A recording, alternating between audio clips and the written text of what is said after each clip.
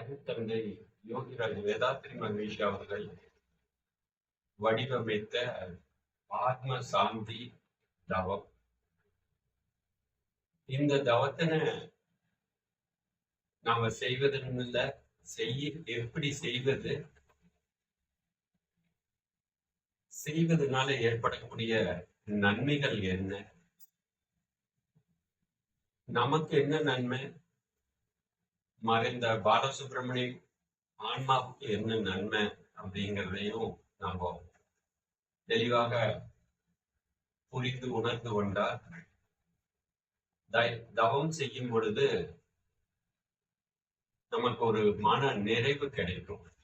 அதனால சிறிய ஒரு விளக்கம். தவம் பயின்ற அன்பர்கள் தவத்தோட வரலாம். இறைவனுக்கு பாடி சக்திகள் எல்லாமே நம்ம ஒன்றிணைத்து நமக்கும் பாதுகாப்பிட்டு அருட்காப்பிட்டு கொண்டு குண்டலினி மகாசக்திய பூர்வ மையத்துல கொண்டு வந்துட்டு அங்கிருந்து இறை நிலையினுடைய நுழைவாயிலான துரியத்துக்கு செல்ல இருக்கின்றோம். துரியத்துல நல்ல உணர்வு பெற்று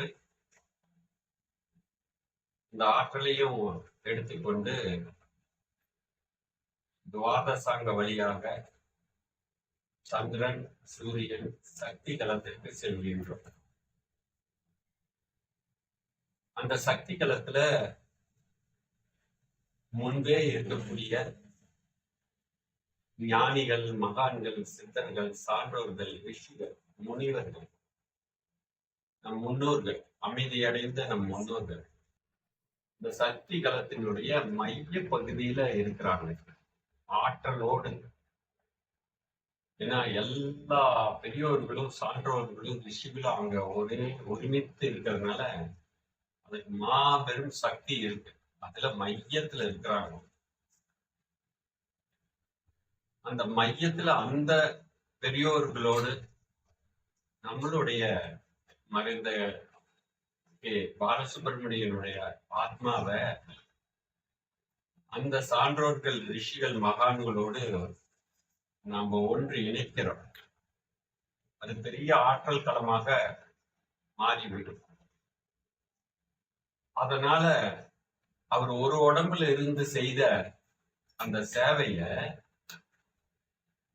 அவருக்கு ஏதுவாக ஒரே ஃப்ரீக்வன்சியில் இல்ல, அவரு யார் மேல எல்லாம் அன்பு பாசம் கொண்டிருக்கிறாரோ அவங்களுக்கு எல்லாமே தேவையான போது அவங்களுக்கே தெரியாம அவங்க ஒரு உறுதுணையாகவும் பாதுகாப்பாகவும் வழிகாட்டிட்டே இருப்பாங்க. இதுதான் முக்கியமா இந்த ஆத்ம சாந்தி தவத்துல அருட்தந்தை வேதாத்ரி மகரிஷி அவர்கள் நம்ம கிட்ட குறிப்பிட்டு சொன்னது. அவங்க ஒரு உடம்புல இருந்து செய்யக்கூடிய செயலை காட்டிலும் இப்ப ஞானிகள் மகானோட அந்த ஆற்றலை உள்வாங்கி அந்த சக்தி களத்துல இருந்து மாபெரும் ஆற்றலை எல்லாம் செய்யல. அவங்க என்னெல்லாம் விருப்பப்பட்டாங்களோ அந்த நல்ல எண்ணங்கள் எல்லாமே அவங்க ஒரு ஃப்ரீக்வன்சியில் இருக்கிறவங்களுக்கு கூட இருந்து அந்த செயல்பாடுகள் எல்லாமே சிறப்பாக செய்துட்டு பாதுகாப்பாம இருப்பாங்க, வழி நடத்தி கொண்டும் இருப்பாங்க. இது நம் வாழ்க்கை அனுபவத்திலேயே நாம பார்த்திருப்போம். நாம ஒண்ணு நினைச்சிட்டு போயிருப்போம், நடந்தது ஒன்னா இருக்கோ, அது நல்லதாகவும் இருக்கு. இதெல்லாம் யார் செய்தாங்க அப்படின்னா நம்மளுடைய முன்னோர்கள் நல்ல ஆத்மா சாந்தி அடைந்து நிறைவான ஒரு நிலையில் இருக்கிறவங்க நமக்கு எப்பொழுதும் பாதுகாப்பா இருப்பாங்க. இது நமக்கு கிடைக்கக்கூடிய பயன்கள். அந்த ஆத்மாவுக்கு என்ன நன்மை கிடைக்குது அப்படின்னா தவயோகிகளாகிய நாம அனைவரும் இணைந்து அந்த பிரபஞ்சத்தில் இருக்கக்கூடிய இந்த சின்ன சின்ன ஆசைகள்ல அந்த ஆத்மா தடுமாறி தடமாற்றமாக வாய்ப்பு இருக்கு. இந்த பாசத்தால அந்த பாச பிணைப்பிலிருந்து விடுபடுவதற்கு நாம் இப்ப செய்யக்கூடிய அது அந்த ஆத்மா பெரிய ஆற்றலாக மாறுவதற்கு, அந்த ஆற்றல் அந்த ஆன்மா அமைதி அடைவதற்கு நாம இப்ப செய்யக்கூடிய இந்த தவத்தினால, அதுவும் ஆற்றல் நிறைந்த முதுநிலை பேராசிரியர் மாரியம்மாள் மோகன்தாஸ் அம்மா அவர்கள்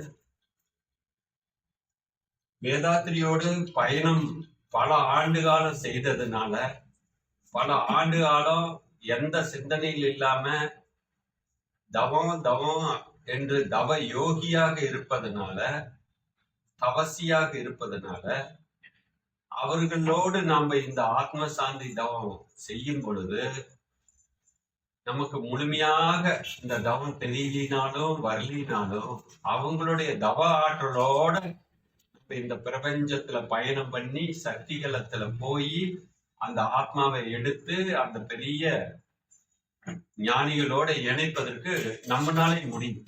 ஏன்னா நம்மளை கூட்டிட்டு போற வழிகாட்டி அப்படிப்பட்டவங்க.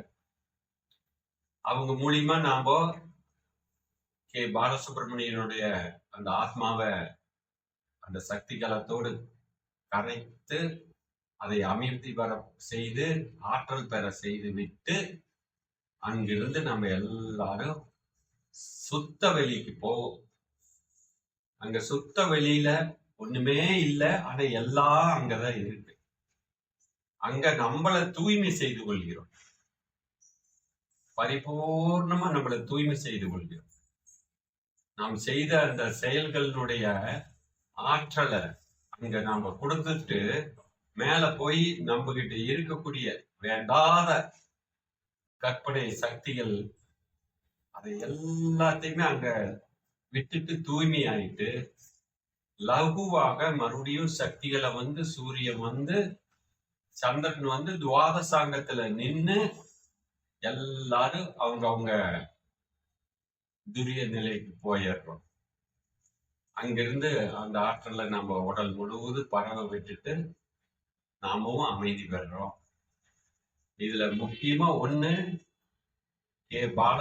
பாலசுப்ரமணியம் அவர்களுடைய ஆத்மா இறைநிலையோடு இணைந்து நம்மளுடைய வாழ்வினுடைய நோக்கமே அதுதான். இந்த பிறவி என்னும் பெருங்கடலை நீந்தார் இறைவனடி சேரார். நம்மளுடைய பிறவியினுடைய நோக்கமே இறைநிலையை அடையணும். அந்த இறைநிலையை அடைவதற்கு ஏதாவது தடங்கள் இருந்ததுன்னா அதை நாம செய்யக்கூடிய அந்த தவத்தின் மூலமாக அந்த ஆத்மாவை இறைநிலையோடு இணைச்சு அமைதி பெறச் செய்து ஆற்றலாக இறைநிலையினுடைய ஒரு பிம்பமாக மாற்றக்கூடியதுதான் நாம அந்த ஆத்மா செய்யக்கூடிய நன்மை. அதே போல அந்த ஆத்மா அவங்க இருந்துட்டு அவங்க குடும்ப உறுப்பினர்கள், வாரிசுகள், அவங்களுடைய உற்ற உறவினர்கள் எல்லாருக்கும் அவங்க அங்கிருந்து நமக்கு வழிகாட்டிட்டு இருப்பாங்க. நமக்கு நல்லாவே தெரியும், நம்மளுடைய மறைந்த கே பாலசுப்ரமணியம் அவர்கள் நல்ல தூய்மையான ஒரு ஆன்மா. வாழும் காலத்திலேயே அவருடைய இறப்பு நிகழ்வுல நம்ம கலந்துகிட்டோம். அன்றைய நாள்ல பாத்தீங்கன்னா அவர் எடுத்துட்டு போறப்போ அவருடைய முகத்துல எப்படி ஒரு தேஜஸ் இருந்தது, அந்த தெய்வீக சக்தி அவர் முகத்துல தெரிஞ்சது, நாம எல்லாரும் பார்த்தோம். இப்ப நல்ல ஒரு நிலையில தான் இருக்கிறாரு. அவர் நம்மோட இணைஞ்சு இந்த தெய்வீக பயணத்துல வருவதற்கு அவரு தயாரா இருக்கிறார். நாம அவரை இணைச்சு இறைநிலையோட கொண்டு போய் சேர்த்தக்கூடிய ஒரு புனிதமான தெய்வீகமான ஒரு செயல்பாட்டுல நம்ம இருக்கிறோம்.